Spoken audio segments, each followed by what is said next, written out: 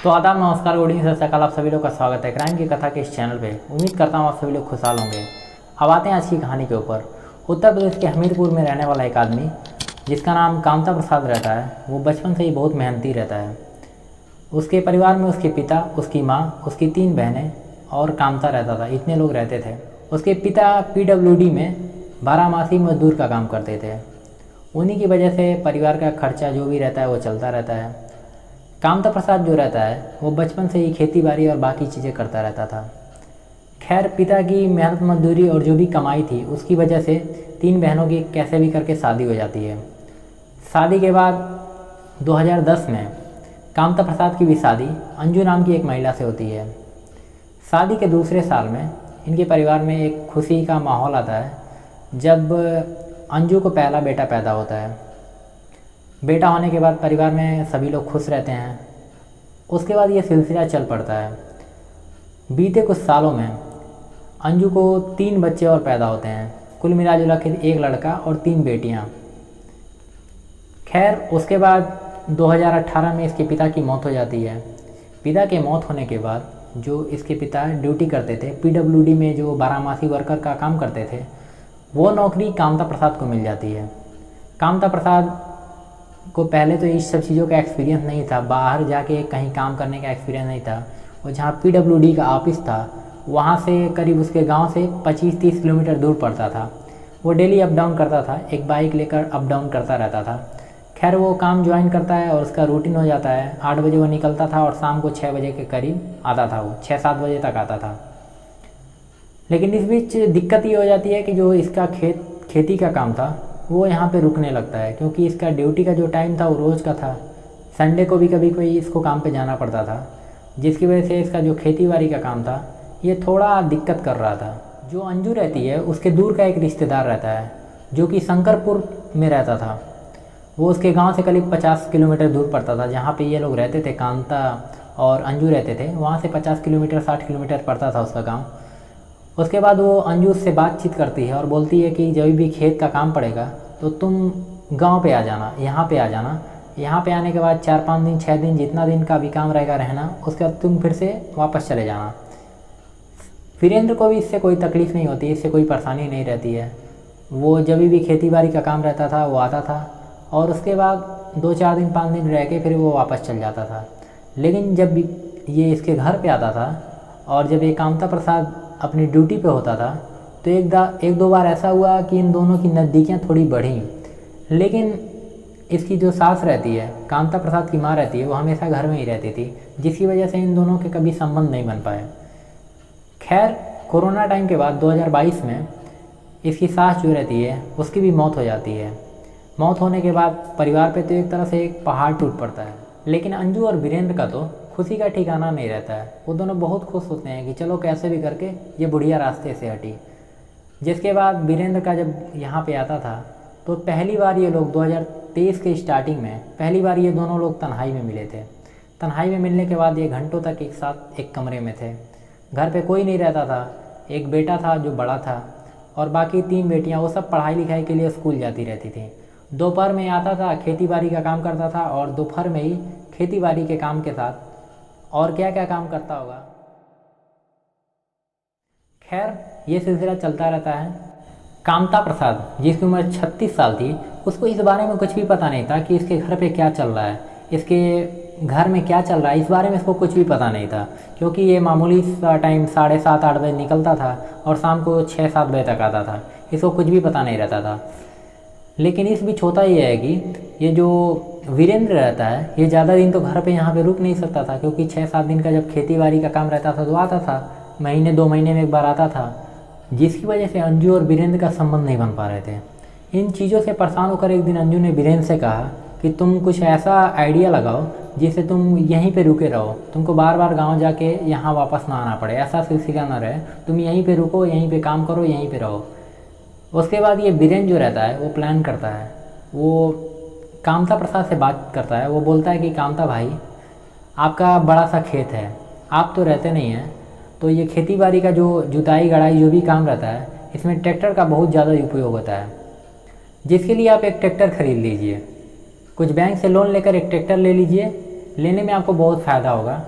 मैं आपका भी खेत का काम करता रहूँगा और आस पड़ोस में किसी और का काम रहेगा उसका भी काम करता रहूँगा, जिसके लिए आपका बहुत पैसा बचेगा। कामता प्रसाद को वीरेंद्र की बातें सही लगती है। उसके अगले दिन ही वो कुछ पैसे जुटाकर ट्रैक्टर कंपनी में जाता है और वहाँ से एक ट्रैक्टर परचेज कर लेता है। ट्रैक्टर परचेज करने के बाद ये जुताई गड़ाई जो भी काम रहता है यहीं पर करता रहता है, और उसकी वजह से ये 6 महीने से कामता प्रसाद के घर पे ही रहता था। बोलता था कि भैया बहुत दूर घर पड़ता है, आके जाना आना हो नहीं पाता है, आस पड़ोस का भी काम रहता है, मैं करके निपटाता हूँ, इस वजह से आने जाने को नहीं होता है। ये 6 महीने से इनके घर पे ही रहता था, दिन में काम करता था और काम के साथ उस महिला अंजू के साथ संबंध बनाता रहता था। खैर ये सब चलता रहता है और इसी बीच एक दिन ये होता है, इसके बड़े बेटा करीब 12-1 बजे के करीब में घर पे अचानक से आ जाता है। अचानक से आने के बाद वो देखता है कि वीरेंद्र और उसकी माँ अंजू दोनों आपत्तिजनक हालत में थे। वो उस समय 12 साल का उम्र का था, वो बहुत ज़्यादा तो समझा नहीं होगा, लेकिन ऐसा देखने के बाद वो जब शाम को बाहर खेलने के लिए जाता है, अपने दोस्तों के पास जाता है, तो वहाँ बोलता है कि मैंने अपनी माँ को और वीरेंद्र चाचा को इस हालत में देखा, जिसके बारे में उसके जो आसपास के जो भी दोस्त रहते हैं वो बोलते हैं कि ये सही नहीं है, ये गलत चीज़ें कर रहे थे, ऐसा सब वो बोलते हैं। बच्चे थे, आप आपस में जो भी बात किए होंगे। खैर लेकिन ये बच्चों से होते हुए ये बात आस पास के पड़ोसियों तक पहुंच जाती है और ये पड़ोसियों से होकर ये बात अंजू तक आ जाती है। जब अंजू को ये बात पता चलती है तो वो थोड़ा परेशान होती है। अपनी इस परेशानी को वो वीरेंद्र के साथ शेयर करती है। वीरेंद्र को बताती है कि ऐसा ऐसा हुआ था, आसपास के पड़ोसी हैं वो ये ऐसा बता रहे थे। जिसके बाद वीरेंद्र और ये दोनों मिलकर प्लान करते हैं कि कैसे भी करके अब कामता को रास्ते से हटाना पड़ेगा। अगर इसको रास्ते से नहीं हटाएंगे तो ये वीरेंद्र को यहाँ से हटा देता। खैर ये लोग प्लान करते हैं। प्लान करने के बाद वीरेंद्र मार्केट जाता है और कुछ नशीली चीज़ें, कुछ ऐसी दवाएं जो कि बेहोशी के काम आती हैं, उन दवाओं को ये मार्केट से लेके आता है।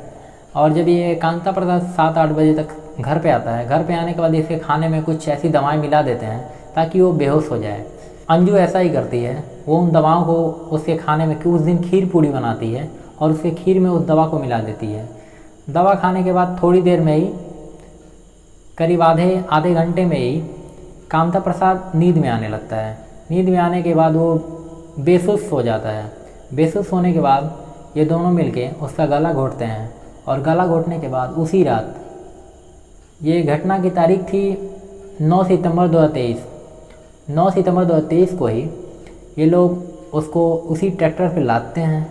ट्रैक्टर पे डालने के बाद ये लोग आगे बढ़ते हैं और वहाँ पे एक जगह रहता है बेरी रोड।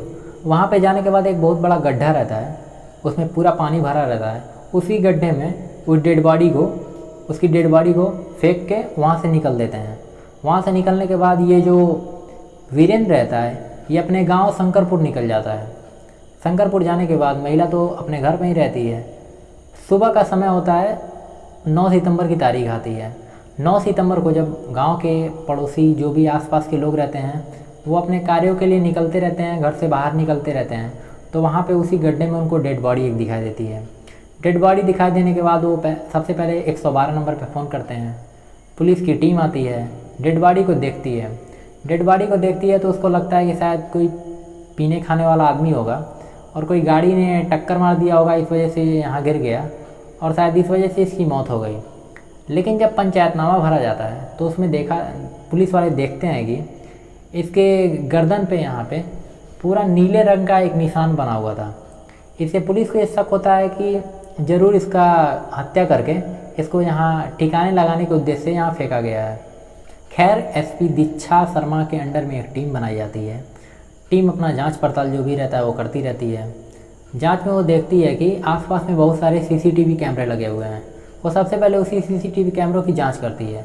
जांच में जो इसके घर के पास एक कामता प्रसाद रहता है, उसके घर के पास एक पोल पे एक कैमरा लगा हुआ था और जहाँ पे डेड बॉडी फेंकी गई थी वहाँ पे भी बेरी रोड के पास वहाँ पे भी कैमरा लगा हुआ था।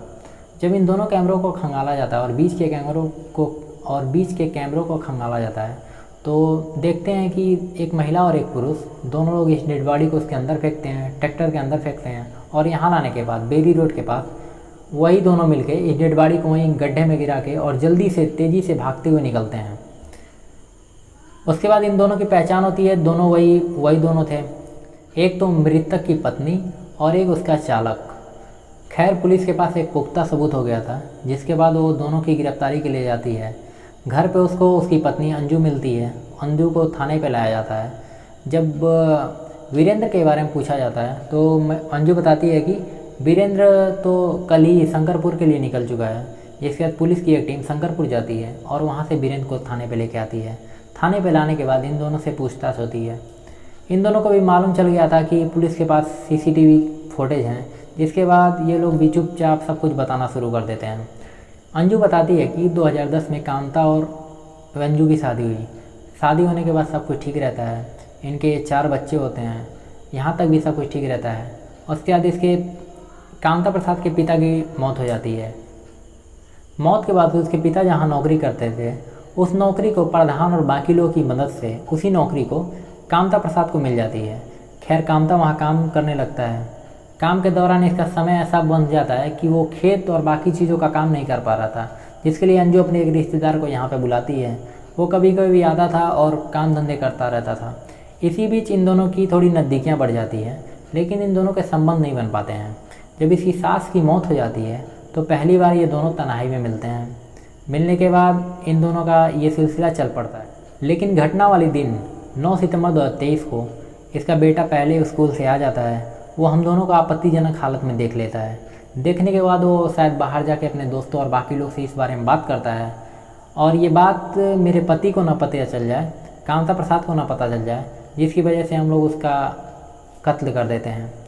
खैर इस खुलासे के बाद दोनों को ऑफिशियली गिरफ्तार किया जाता है। गिरफ्तार करने के बाद इन दोनों को जेल भेज दिया जाता है। खैर इस घटना का खुलासा एसपी दीक्षा शर्मा और उनकी टीम ने 6 घंटे के अंदर कर दिया। घटना का खुलासा तो हो गया, लेकिन कांता प्रसाद के 4 बच्चे भी हैं। अब उन लोगों की कस्टडी किसको दी जाएगी, क्योंकि उसके माँ बाप तो अब रहे नहीं, माँ तो अब जेल में है, बाप तो रहा नहीं, दादा दादी पहले ही मर चुके हैं, नाना नानी पता नहीं हैं भी कि नहीं, और चाचा चाची जो भी और लोग गांव में रहते हैं। मैंने ऐसा कोई केस नहीं सुना कि जिसमें चाचा चाची 4 बच्चों को पालें और उनको बड़ा करें, उनको पढ़ाई लिखाएं। तो देखिए उन बच्चों का क्या होता है। अगर पुलिस से हो सकता है तो कुछ उन बच्चों की मदद करेगी, मदद के बाद ही शायद उन बच्चों का कुछ भविष्य बन सकता है। तो ये थी एक सीख देने वाली कहानी। मैं आपसे बार बार रिक्वेस्ट करूँगा कि जब भी आपके घर में माताएं बहनें हों तो किसी भी अननोन आदमी को, जिसको आप जानते हो या नहीं जानते हो, किसी भी कोई बहुत ख़ास मित्र हो, कोई आपका बहुत ख़ास रिश्तेदार हो, उसको घर पे कभी भी अकेला मत छोड़ें। क्योंकि घर के अंदर अगर किसी भी आदमी को आप फ्री एंट्री देंगे तो कब किसके साथ क्या हो जाए किसी को नहीं मालूम। क्योंकि जो ये अवैध संबंध और बाकी घटनाएं होती हैं, इसमें ज़्यादातर रिश्तेदार लोग ही इन्वॉल्व रहते हैं। ये थी एक ऐसी सीख देने वाली कहानी और एक दर्दनाक कहानी। आशा है आपको कहानी पसंद आई होगी। अगर कहानी पसंद आई हो तो चैनल को सब्सक्राइब करके बेल आइकन ज़रूर दबाएं। आज के लिए बस इतना ही। बहुत बहुत धन्यवाद।